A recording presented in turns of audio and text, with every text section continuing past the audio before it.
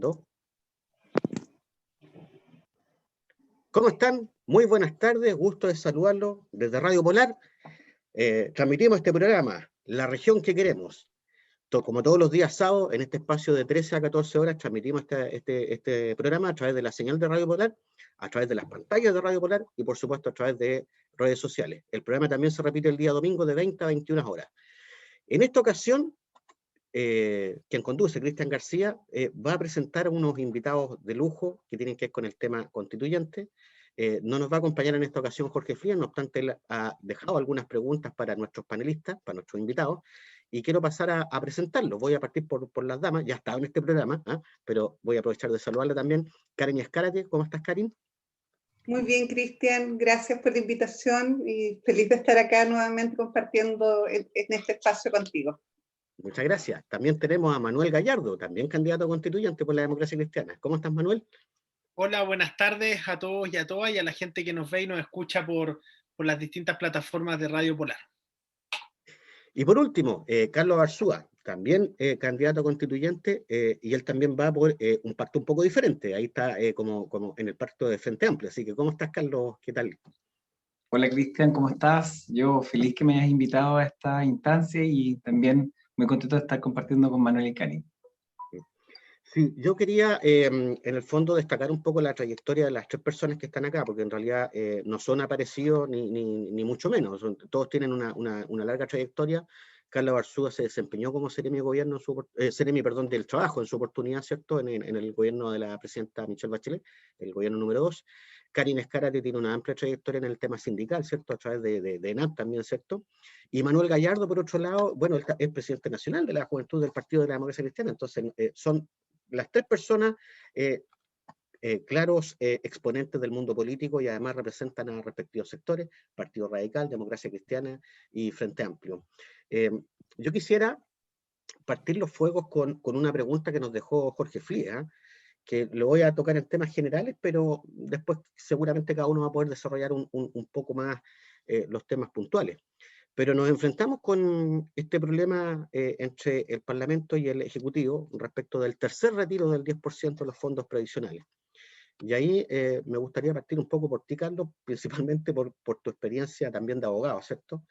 Para explicarle un poco a la gente este tema del Tribunal Constitucional y para explicarle también un poco a la gente de qué significa realmente esta posibilidad de retiro de fondos previsionales y este sistema de capitalización individual, porque en el entendido que los fondos son de los ahorrantes, pero parece que no es para cualquier disposición. Carlos, sí, adelante. Justamente.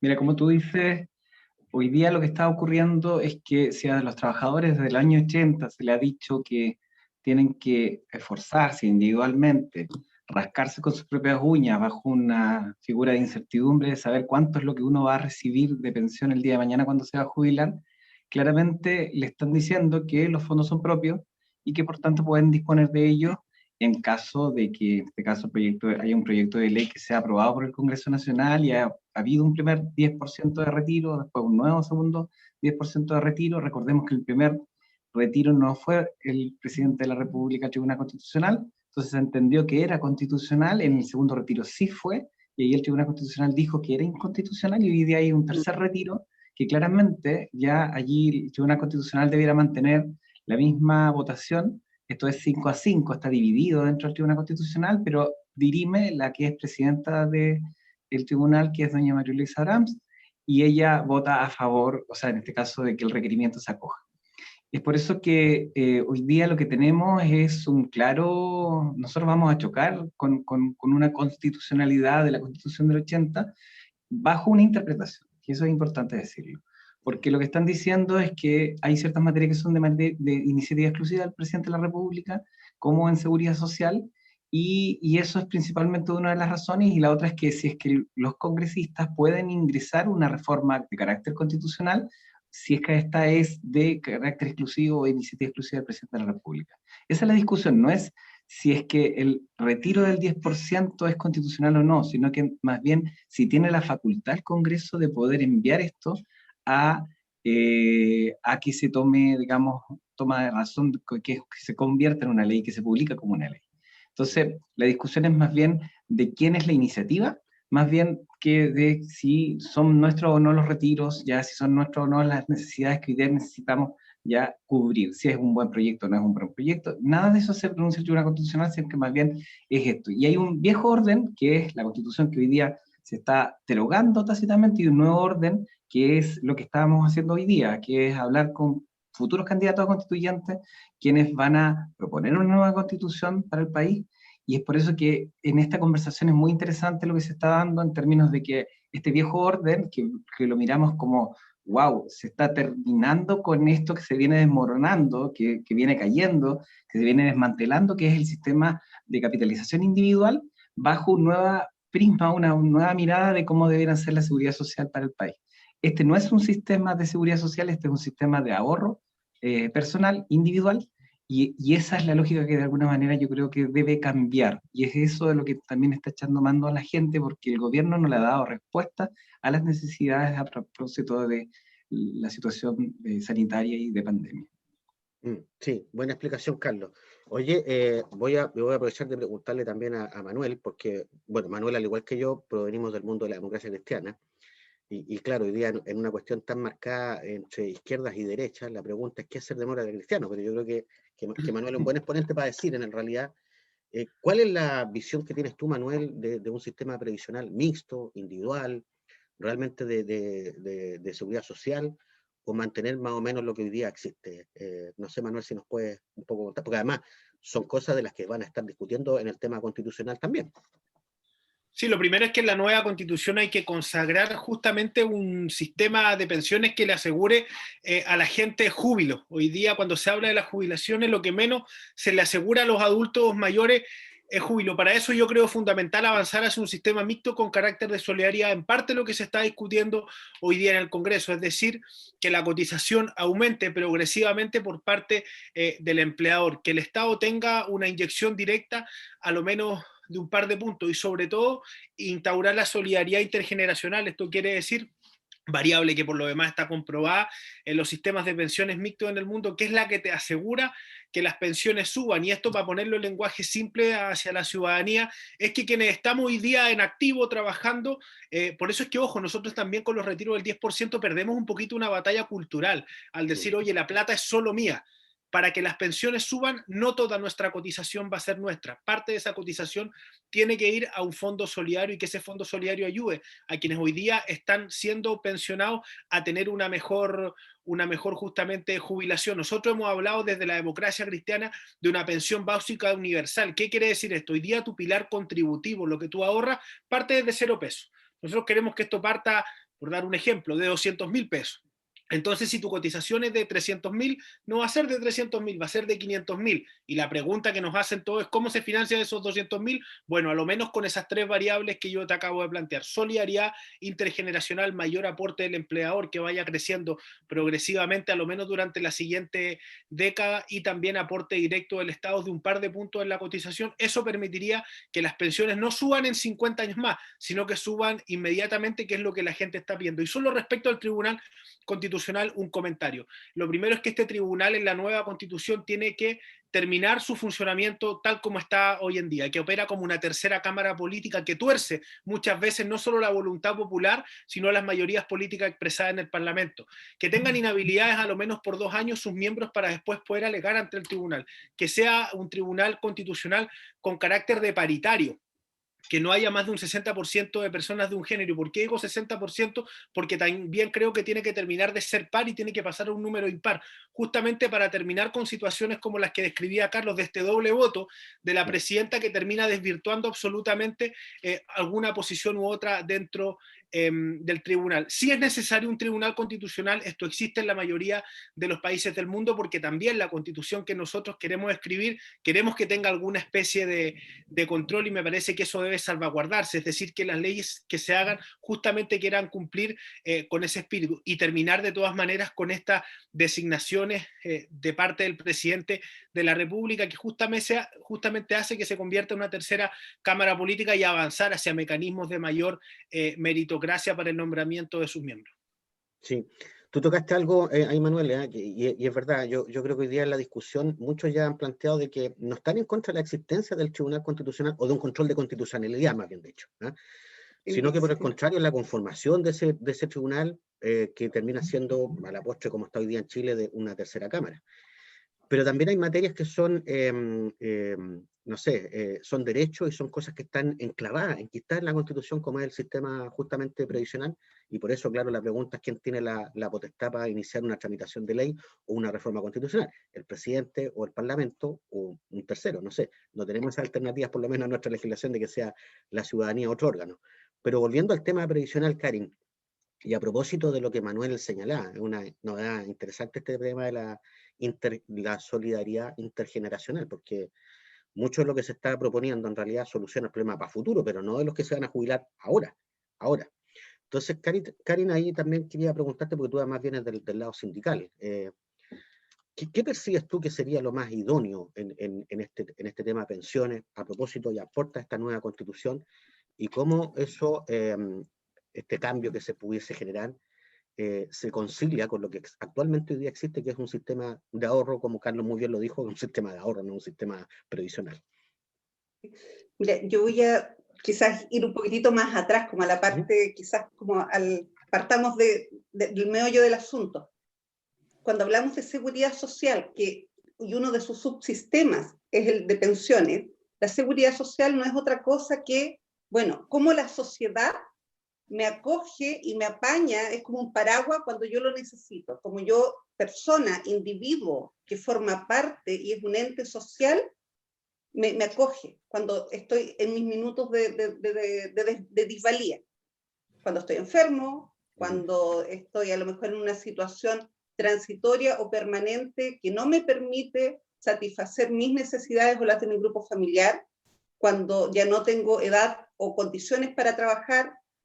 ¿Cómo asiste a mi grupo familiar, por ejemplo, cuando yo me muero, si soy quien sostiene económicamente al grupo familiar, si es que me accidento o enfermo con ocasión del trabajo que desarrollo? Más o menos esos son los subsistemas que componen la seguridad social.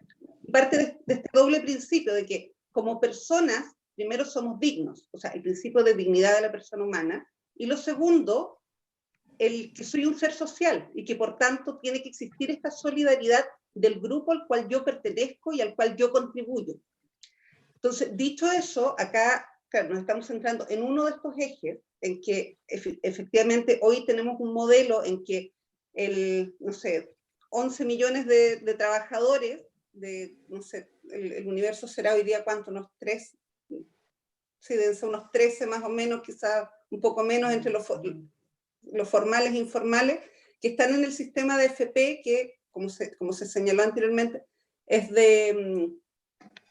ahorro individual. Tiene en alguna parte un componente también de pilar solidario, en que también el Estado coloca ingresos, pero que hoy día no sé si llegamos al 1 millón de personas, de los pensionados, que reciben este aporte o pilar solidario del universo total de pensionados, que no tengo la cifra exacta, pero serán unos 2 millones, quizá un poquitito más de pensionados que tenemos hoy día. Por tanto, tenemos al gran cúmulo que va a depender del ahorro o de la capacidad de ahorro que tuvo durante toda su vida. Evidentemente, si el resto de la estructura de seguridad social que tenemos en nuestro país, en lo que es maternidad, lo que es ciertos sistemas de beneficios sociales, en accidentes laborales y enfermedades profesionales, en salud, en que tenemos un sistema que es mixto, y en la mayoría es tripartito, que hay aportes fiscales, hay aportes del empleador y hay aportes del trabajador, con a lo mejor con distintas contribuciones en cada uno de los subsistemas. ¿Por qué no también poner este modelo en este subsistema con el que hoy día nos estamos viendo que no nos está sirviendo para las necesidades que tenemos hoy día? O sea, en definitiva es mantener esta lógica y llevar esta lógica de solidaridad por ser persona, y que por ser persona tengo un estándar mínimo de dignidad que me es con natural, es simplemente aplicar la misma lógica que ya tenemos en los otros subsistemas.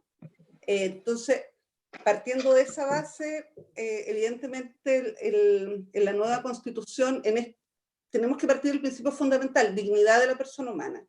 Y asentado ese principio y valor, el resto tiene que uniformarse a eso, y si ese es nuestro eje, todos estos otros subsistemas se van a ir adecuando a ese valor mayor que es la dignidad de la persona humana. ¿Cómo yo voy a tener dignidad de la persona humana? Con buenas condiciones laborales, un trabajo digno, un trabajo como derecho humano, con salud buena.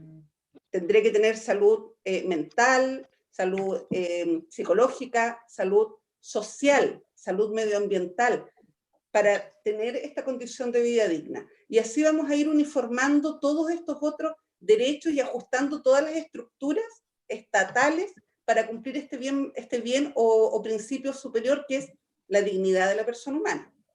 Y ahí me quiero referir también un poquitito a lo que se planteaba respecto que se ha tocado especialmente del Tribunal Constitucional. Yo creo que ahí está claro que las funciones de control constitucional no se pueden perder. Habrá que ver si es que conviene mantener un tribunal aparte, llevar estas funciones a lo mejor al mismo Poder Judicial, a la Corte Suprema, con alguna otra sala. Es un tema más de estructura, más que de funciones. El tema de las iniciativas de ley, evidentemente que también va a ser una de las materias que se va a tener que abordar en la discusión de la nueva Constitución, y revisar este catálogo que hoy día tenemos en la Constitución de cuáles son las materias de iniciativa exclusiva de cada poder del Estado.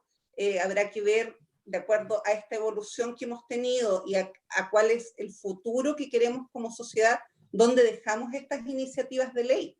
Y ahí se toca probablemente con el tema que vamos a conversar más adelante respecto de la descentralización, o sea, que parte de esta distribución del poder legislativo también vamos a redistribuir a nivel de territorios, porque efectivamente, o sea, hay iniciativas de ley que sí, van a tener impacto en todo el país, pero hay otras que no.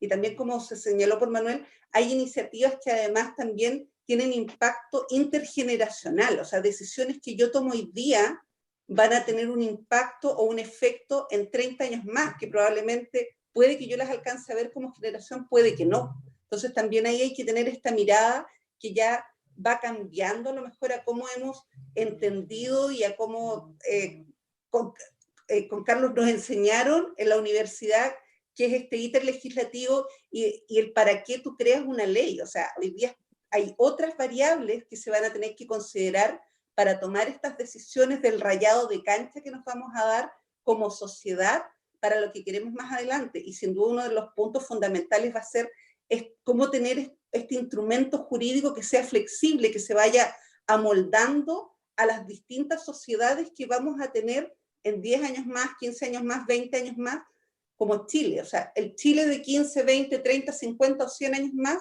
que ojalá el instrumento se nos vaya acomodando, y que también que hoy día hay una voluntad común, porque yo hasta el minuto no he escuchado a nadie decir, sabes que yo no quiero que nada cambie. O sea, todo en alguna medida proponen que hay que cambiar, que coinciden en algún punto que como estamos no está bien, hay que generar cambios. Hay matices respecto de cómo generar los cambios. Entonces, la discusión o el trabajo de la convención no debería ser tan complejo en cuanto a cuáles son los valores y el sentido de por qué vamos a generar estos cambios. Hasta el minuto yo no he escuchado a nadie que diga, no, yo quiero cambiar la Constitución para que seamos todos infelices. A nadie se lo he escuchado. Sí, sí, exactamente. Todo es para que estemos mejor, para que seamos una mejor sociedad. O sea, y si ya estamos de acuerdo, no sé, todos los candidatos en que esos son principios o el para qué vamos a hacer este trabajo, el resto se tiene que ordenar para cumplir ese fin mayor. O sea, yo creo que no hay que perder de vista como este círculo virtuoso de para qué estamos haciendo este trabajo. El cómo lo vamos a hacer y el qué vamos a hacer después se van alineando solos. Y con el tema de la seguridad social y las pensiones es lo mismo. Yo me reconozco como ser humano, como persona digna, como ente social, y por tanto la sociedad quiero que me acoja, me cubra con este paraguas protector, y si es así, bueno, el resto se tiene que alinear. Ese es mi para qué. ¿Para qué? Para que cuando yo no pueda, alguien me cuide, alguien me proteja. Y ese alguien será la sociedad. ¿Cómo lo vamos a hacer? Habrán distintas formas. ¿Qué vamos a hacer? Habrán otras miles de formas más. Pero aquí yo creo que lo esencial, y que no veo ninguna no coincidencia, es el para qué vamos a hacer esto. ¿Para qué? Para tener dignidad. ¿Para qué? Para que en nuestros momentos de precariedad, de salud, de trabajo, de condiciones para poder trabajar, estemos cubiertos. Que la sociedad nos acoja y nos acompañe. Gracias, Karin. Oye, yo partí con Carlos, pero Carlos solo se centró a lo del tribunal y no lo dejé desarrollar en realidad la idea previsional. Y también le quería preguntar a él para que un poco también se explaye en eso, porque, claro, aquí hay una diferencia, que en realidad la Convención Constituyente, ¿cierto? Lo que va a hacer es una constitución, no va a profundizar en leyes, eso le va a caer, va a ser materia después de quien haga las leyes, ¿cierto? Pero sí, la Constitución coloca algunos principios y coloca algunos marcos generales. Carlos, tú, ¿cuáles son esos marcos generales que crees que debiesen estar en esta Constitución y que además permitan después la generación efectiva y real de leyes?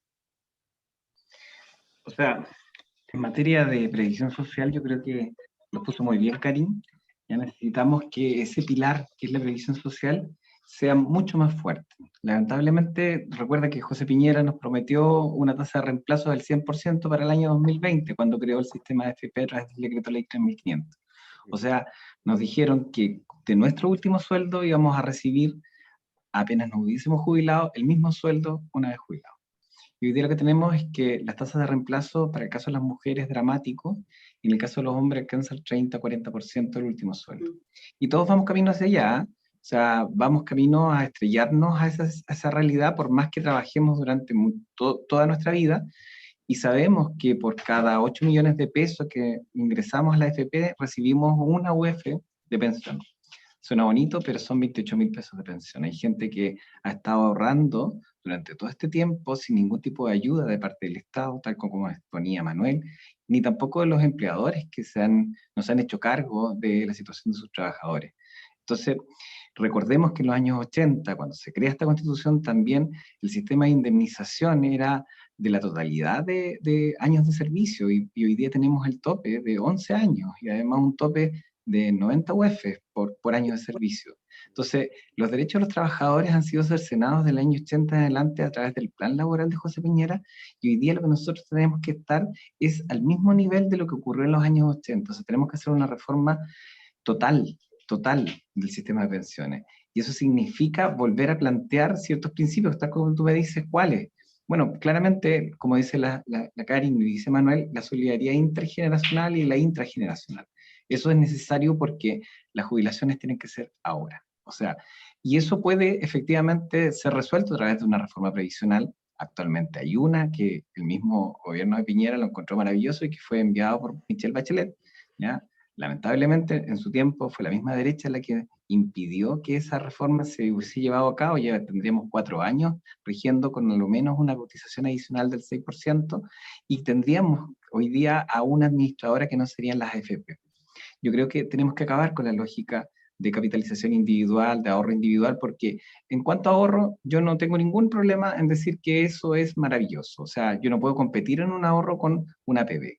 Las AFP han hecho bien su trabajo, que es simplemente darle rentabilidad a esos fondos, pero no tiene una lógica de previsión social, no tiene una lógica de seguridad social, no tiene una lógica de que es para pagar pensiones, y claramente con el retiro del 10% queda de manifiesto que no es la voluntad ya de pagar pensiones la que está, sino que la de financiar a grandes conglomerados económicos. Hay una élite que hoy día es la que gobierna, es una élite completamente desarraigada de las necesidades de la población, de los trabajadores, de las personas que la están pasando mal, del desempleo que actualmente nos está afectando, de las parejas que se están separando producto de esta pandemia, y que de alguna manera necesita un sostén, necesita un apoyo, una seguridad, una previsión. O sea, que nos seamos capaces de decir, mira, este pilar es intocable. Nadie quiere, la verdad, es que este tipo de pensiones, y lo único que piensa es que si son suyos los fondos, va a requerir entonces de echarle mano a ellos para poder hacer frente a la situación actual,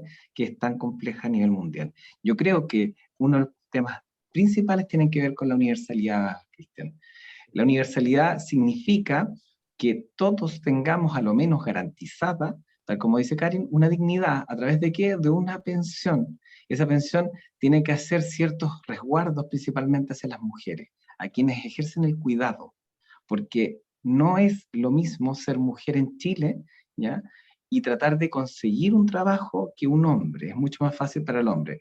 El hombre gana un 30% más de ingreso. El hombre se ha incorporado mucho más al mundo laboral. Hoy día con la pandemia, muchas mujeres han perdido su empleo. Y quienes hacen el cuidado de los niños son las mujeres, y de los adultos mayores también son las mujeres. Entonces necesitamos que no sea un sistema de capitalización individual el que le dé respuesta a la tremenda diferencia que hay en el mercado laboral respecto de cómo se incorpora la mujer al trabajo, y es por eso que una lógica de solidaridad es la que es necesaria instalar hoy día, pensando que en futuro podamos seguir contribuyendo a que sea el sistema de previsión social el único orgullo que tuviésemos como chilenos, así como Dinamarca, Finlandia, Noruega, saben que su sistema de previsión social es el que le da mayor felicidad, es el que le da júbilo, como dice Manuel. Eso es necesario instalar, y con claridad y con certeza. Por eso que la Constitución tiene que ser súper clara, que de aquí a 100 años más nuestros hijos puedan gozar y puedan sentirse orgullosos de así como uno nace, bajo un programa que me parece muy bueno, que lo instaló Bachelet, que tenía que ver con el Chile Crece Contigo. Bueno, hoy día también Chile tiene que significar que cuando uno se envejece pueda tener algún nivel de seguridad para enfrentar principalmente las contingencias de la vida y principalmente las enfermedades. Gracias, Carlos. Gracias, Carlos, por tu visión.